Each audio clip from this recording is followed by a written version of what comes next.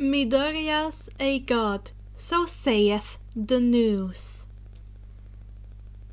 A Boku no Hero crack fic written by Universal Stoat. Read by Cole. Chapter 1. All things considered, today was beginning to turn around for Izuku. The vestiges were being quiet. Izuku had a day off from whatever cult nonsense Aizawa had spread to who knows how many people now, and he was hanging out with Gran Torino at a hero museum that just updated its All Might section. I don't get it, Gran began ranting. How could a shirt cost over $30? It's in a small too. Why don't they just include bigger sizes? It's off-brand and has a hero logo, most likely illegally. Overall, you're paying for the privilege of even thinking you could get nice things. Izuku mumbles, knowing the pain of being poor. He only got his hero merch because Bakugo's parents used to have him model their newest line of clothes. Izuku still needs to find any trace of those pictures and burn them, unless Mina or Hagakure figured it out and forced him into suits or other expensive clothes. He already seen them do it to Bakugo, so it's not in the slightest far-fetched. Ha! Good head on ya, kid! Grant beamed finally, getting what he deemed a reasonable answer, rather than because it's hero merch. Walking in the All Might section, Izuku, finally calm, begins to go over all the facts he knows about the hero, and Grant didn't interrupt or even mention how creepy Izuku was being. Grant didn't care. In fact, he was taking notes to torment his student later. But seeing the kid let himself talk was nice and somewhat impressive, as the kid was smart in more ways than one, but never showed it. So he listened and asked questions when he could get a word in edgewise and started new mumbles and more confidence. Izuku was enjoying himself when suddenly a villain burst through a wall, destroying an entire cart of rare All Might merch, which Izuku was about to get. The villain began yelling about something, and Grand shifted into hero mode, but Izuku, and by extension the vestiges, were pissed. Izuku barely got any time to have fun and just started to enjoy the day. The vestiges did in fact tease Izuku, but only because of how stressed Izuku constantly is, with or without One for All. To see a relaxed Izuku have his day ruined like always made them snap. How dare you!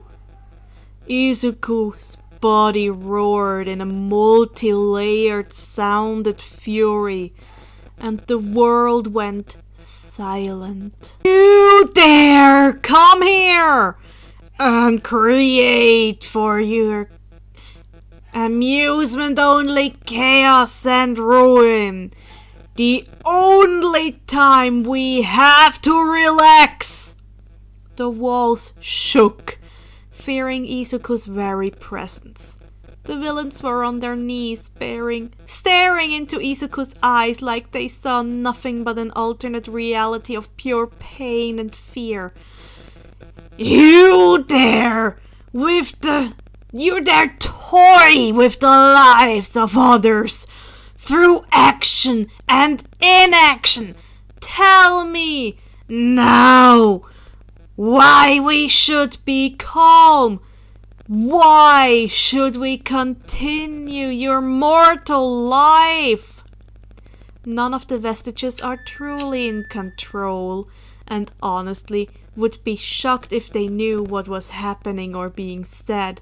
But now it's like One for All itself took control, shifting Izuku's body to hold a godlike feature, hair floating on end, glowing in electric power, eyes holding the infinity like when they scared Aizawa, and skin holding a dark emerald green color with lines of bright green lightning marking the surface.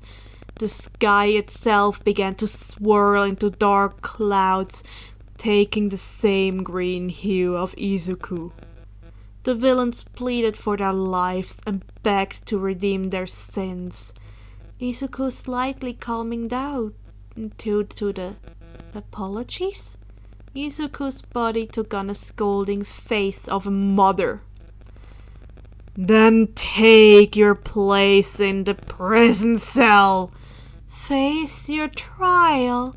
Redeem yourself and change for the better. The villains continued to repent for their sins while being taken away by a scared police. Taking a deep breath, the godly features morphed back into its usual cinnamon roll face. Breathing out, Izuku's eyes opened to look around him, a bit confused as to why he was in a different spot than he remembered. Blinking, Izuku turned around to see various phones recording him as well as the people bowing to him. Oh, what just happened? Ferd asked like a hungover college student. I think we screwed up, Banjo replied. Well, hope you enjoy your cold snoo extension. Fourth sighs. All Izuku could do was blush heavily and run, grabbing Gran by the back of his shirt and running. They didn't even get any merch. Chapter 2. Currently, Izuku is on the floor in All Might's office, in the mighty Tower Agency.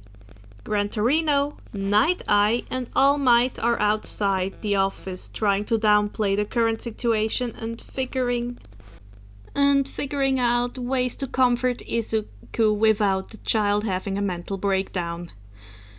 Izuku himself is upset for many different reasons. One of the top ones being the lack of new merch in his possession. Another is the chaos that usually follows him. It's sure to amplify tenfold. Aizawa and some of the other teachers already hold Izuku on some godly pedestal. This emotional outburst won't help. Especially with Todoroki. He will now die on the hill that Izuku is a god and related to All Might. Maybe he should fake his death and change his name, dye his hair black and skip town to a different hero school. No one outside his class knows of Black Whip. That could be his new life. All Might walks in, noticing his emotional state. Great. Maybe Todoroki was right. All Might is currently in dead mode. If the concern on his face is any indicator. Bakugo knows something is happening. A few days ago, Deku was silent. Not quiet, but silent, which is never a good sign in the universe. Whenever Izuku Midoriya is silent, it means life-altering consequences for the world. Last time Izuku was silent was back in middle school. Middle of the school year at exactly 1:25 p.m. That day, there was a huge scandal that the Hero Commission was raising child soldiers. 3 separate protests turned violent, and at least 2 separate commission CEOs got duct taped to a wall with slur spray painted across them. Hell, even Hawks said he was now in life debt to whoever revealed this information, and once he finds who set him free, They would get a personal number 3 hero bodyguard. No one ever came forward. This was on the news, and they watched it in class. When Bakugo looked over at Deku, he saw the little smirk he wore. A smirk! One thing he knew from that day was, when Deku smirks, he is guilty of mass chaos.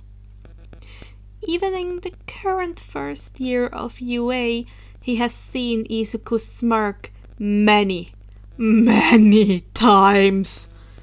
Times Bakugo never even saw the outcome. The ones he did see the outcome on was when he was kidnapped after the raid where Eri started to be a new addition to their lives, and even the hero killer incident. Bakugo knows for damn sure Endeavor did not stop the bloody freak. So to have a silent Deku in class looking annoyed of all things, Bakugo knew someone was dying. He prayed to God. It wasn't him or his idiots friends. The next thing he knew, Deku face plants into his desk, looking exhausted and somewhat pissed. Today, Izuku went missing after lunch, which is never a good sign. Bakugo knows the nerd and knows he can be violent. Everyone is always so convinced the green-haired boy would never harm a fly. That is true, but the same can't be said about people. Deku hated people.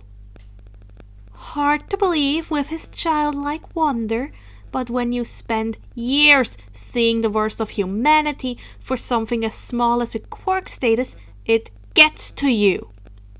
Don't get Bakugo wrong, Izuku is the most caring and kind person to ever exist, but ever hear the phrase, "Don't piss off the quiet ones," or "Beware the anger of a kind man"? Yeah, Bakugo takes it to heart, so the lack of Deku is starting to scare him, and the class sees it.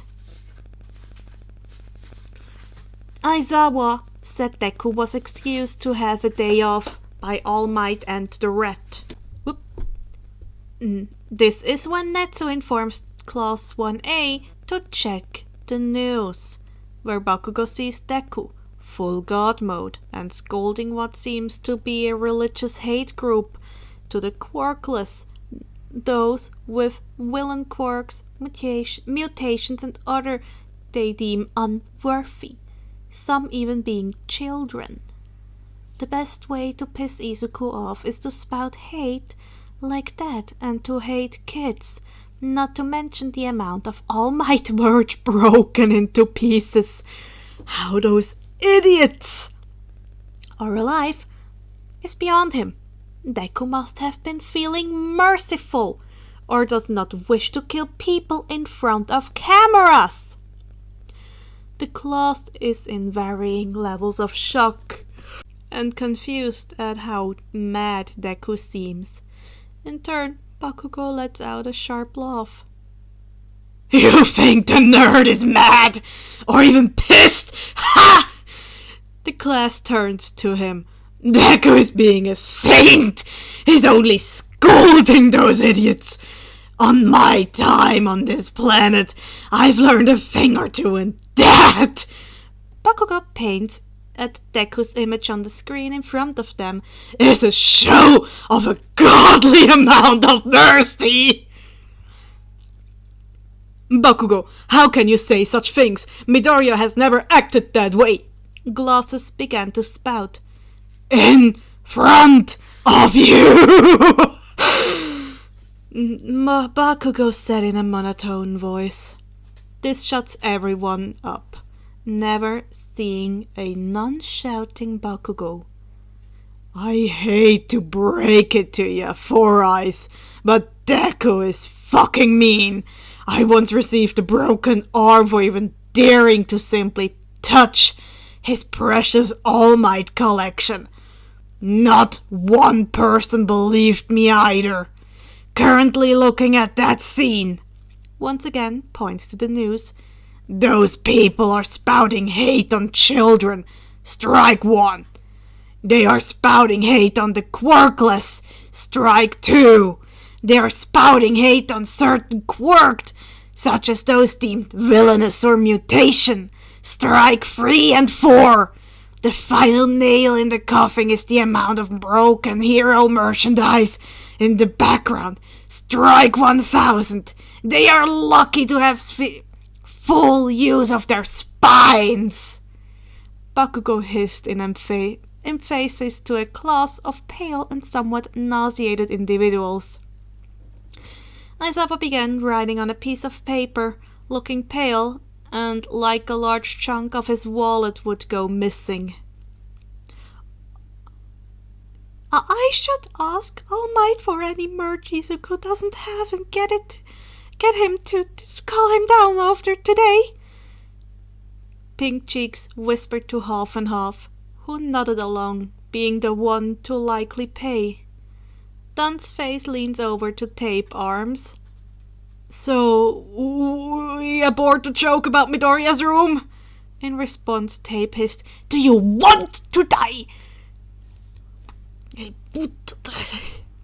Wilting Dun's face simply replies, No.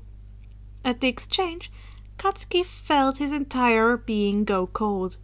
He knew Deku had his room as a safe space, having received dragon instincts, one being messed with the horde, expect to lose a few limbs. What? He says coolly. The hell were you dumbasses planning to do? He stares into their eyes. They are sweating bullets. Well, we were planning to prank Izuburo, since, we thought he would find it funny. We're planning,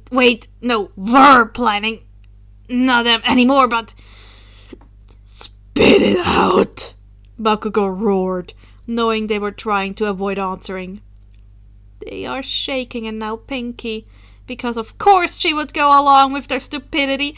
We were going to take Izuku's merch to replace it with a dinner merch as a prank!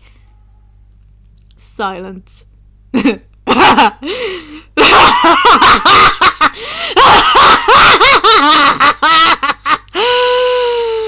The two looked confused. Wait, do you think it would be? He cut them off. Are you trying to get us killed? Are you trying to get this city eradicated? Do you not value your spines? The entire room temp dropped. They looked over to the living air conditioner. How dare you touch his precious All Might merch, the merch of his secret law. How dare you touch his precious All Might merch? The merch of his secret love debt, and replace it with that trash! Bakugo remembers the dinner he spent at the Todoroki's. He doesn't blame him. Kirishima, the human golden retriever of the Baku squad, tries to defend the top hero. Wow, Totobro! It's not manly to talk about your dad like this. He is my father. I can say what I wish of him. Half and Half spat back. Great, the childhood trauma is showing. Want to talk about it? The living printer asked, merely receiving a no for her concern.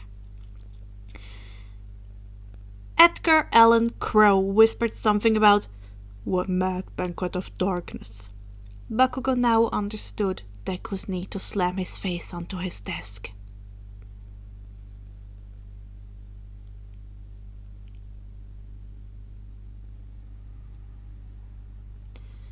Chapter 3. Let the chaos begin. The leader of the human race watched the recent events that unfolded on the screen. A green-haired child, no, God, had stopped anti-quirkless group with merely a few words. Their once childlike and plain appearance turns elegant and beyond human. It could have been a mistake, or mistaken for an overly powered quirked child. This was the one who broke themselves at the sports festival without regard. However, in this footage, he was not running around or blowing up limbs. No, he was still in focus and the camera quality was clear. He wore quirkless shoes. This shocked Fleck. If this child had a feet mutation, his shoes would not be of the quirkless. Honestly, quirkless shoes are only made by a few, and secretly, as the quirkless are often turned away from normal establishments if the owner is particularly hateful to one type of quirk or another. That meant this child had a quirkless body. This confused him. No one can be both quirked and quirkless.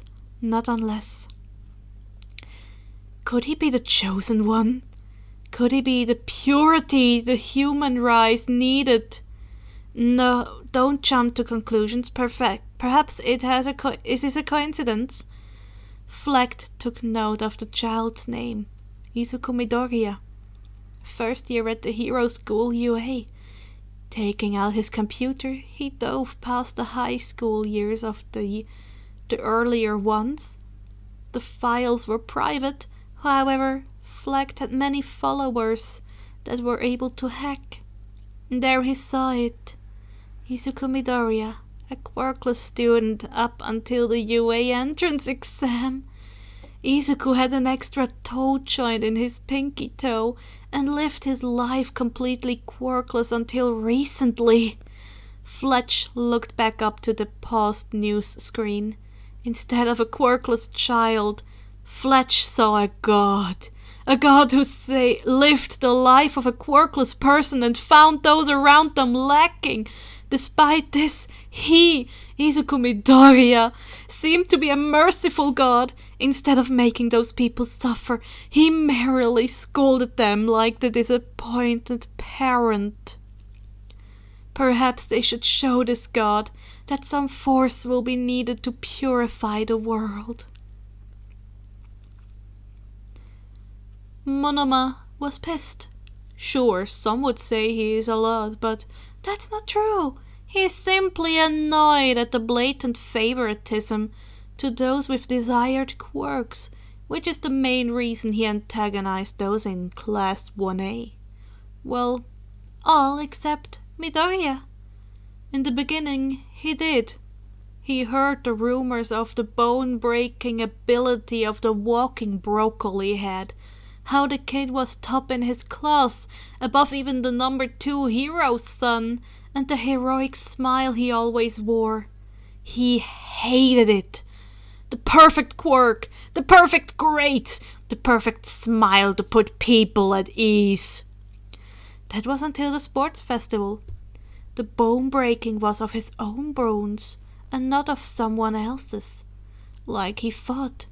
Monoma only saw that ability at the end, meaning Izuku got the first place twice, quirkless. Monoma couldn't even say he won due to his quirk alone, not to mention how jacked Midoriya was compared to the rest of his class, meaning he worked tirelessly to train his body, more than could be said about the rest of 1A. He was skittish, flinched at the tiniest thing, and always, no matter how hurtful things were said, wore the smile, not the one of pity, but of understanding. It threw him for a loop, until finally he confronted Izuku. What is it with you? He demanded. Izuku flinched. What do you mean? He asked innocently. You have one of the strongest quirks I've seen, yet you don't act like it, he clarified. At that declaration, Izuku smiled at him, the one of understanding. I've, had an interesting childhood. Let's say I've seen both sides. In my opinion, quirks are tools, unless they hold sentience like some I know. I can't stand when people are spouting venom about who is better based on a physical part of someone who had no choice in if they received it or not. On that day, Izuku gained his respect. He wasn't sure he fully trusted Izuku, but he had his respect. Now Monoma watches the hate group that has harassed him and many others like him in the past on live television. This on its own would not be the news. They have increased their violence, but there stood Izuku Midoriya from Class 1A, scolding them, and in a form that could only be described as a god. He was amazed to know Izuku would stand up for people like him. Izuku had his respect and now his trust. He saw the raw anger in Izuku's posture, eyes in control, knowing if those hateful people didn't immediately repent to Izuku, he could have obliterated them with a flick of the wrist. His rage set in when he heard Class 1A scream about how they couldn't believe Izuku got so angry. That uptight class president was explaining loudly how Izuku is not one to rage about anything, not even in standing up for himself. Monoma decided once Izuku gets back, he is dragging him to Class 1B, where he could be praised for his heroic actions, instead of the likely scolding he's to get from the uptight engine kid. Perhaps he can convince Flood to move Midoriya to Class 1B permanently. A large number of staff, including All Might and Aizawa, were in the staff lounge chatting peacefully about Aizawa's claim that Izuku Midoriya was a god. I'm telling you, he snapped. Flood commented, having left his class with Midnight to discuss costume changes. I'm not sure. Have you seen what that kid can do? I can believe it, Furting commented idly while eating some noodles. Please stop on a student's likelihood of being a god, Present Might exclaimed. I asked Midoriya why Shota thought he was a god, and he explained that Shota hit his head on the floor, and Izuku rushed to put on an ice pack on his head. Could be a cover-up, you never know, Snipe added. Everyone knew he followed Todoroki's conspiracy channel. Mike was about to argue on once more when a screen came from the ceiling showing the news and of a certain green bean student who currently looked like he could rip someone's head off. The child's voice echoed and the world seemed to bend to his will. Presentation Michael slowly slumped his head onto the table, while Flood gave Snipe a 20. Hello again, everybody. Thank you for listening to this glorious crack and chaos. I don't really have anything to say today, but please, first of all, take care of yourself. Make sure you're safe, make sure you eat and drink. Don't be wrinkly because you didn't drink. Because if you don't, I might tattle to our red overlord. And if you liked my content, please like and subscribe to get notified when I upload more things, videos in particular. See you all, or read you all, listen to y'all soon again.